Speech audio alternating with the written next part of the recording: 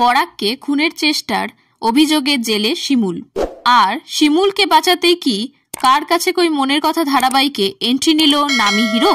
জি বাংলার ধারাবাহিকগুলির মধ্যে প্রথম থেকেই বেশ ভালো ফল করছিল কার কাছে কই মনের কথা ধারাবাহিকটি। তবে যেভাবে দিন দিন টিআরপি পড়ছে তাতে এক নামী নায়ককে নিয়ে আসা হলো মেগায়।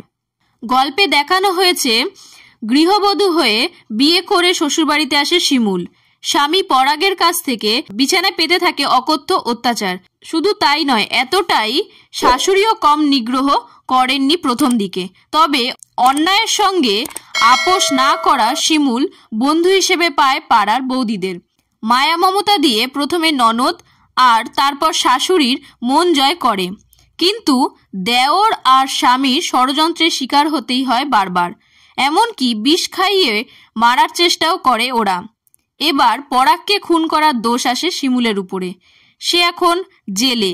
শাশুড়ি মুখ ফিরিয়ে নিয়েছে, খবর রাখে না বাড়ির লোকও। তবে শিমুলকে আদালতে উকিল দিয়ে সাহায্য করে পাড়ার সেই বৌদিরাই। তবে ছাড়ার পাত্রী নয় পরাগও, ঠিক করে উকিল। আর এই দুই উকিলের চরিত্রেই আসছে নতুন দুই মুখ। পরাগের পক্ষের উকিল হয়ে দেখা যাবে রাজা গোস্বামীকে, আর শিমুলের কেস লড়বে দেবপর্ণা পাল চৌধুরী। দেবপর্ণাকে এর আগে দেখা গিয়েছিল মেয়েবেলা সিরিয়ালে হিরোর প্রেমিকার চরিত্রে। আর অন্যদিকে রাজা গোস্বামীর বিয়ের ফুল শেষ হয়েছে সম্প্রতি। রাজা যদিও পরিচিতি পান জলসার ভালোবাসা.com ধারাবাহিক দিয়ে।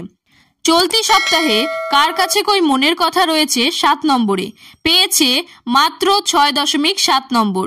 তবে কোনো রকম ফাঁক রাখতে একেবারেই রাজি নন নির্মাতারা, তা স্পষ্ট। এই দুই উকিলের লড়াই হবে জমজমাট, কারণ দেখানো হচ্ছে দুই পক্ষেরই হয়ে একই কেসে লড়াই করা এই দুটি মানুষ আগে ছিলেন সম্পর্কে।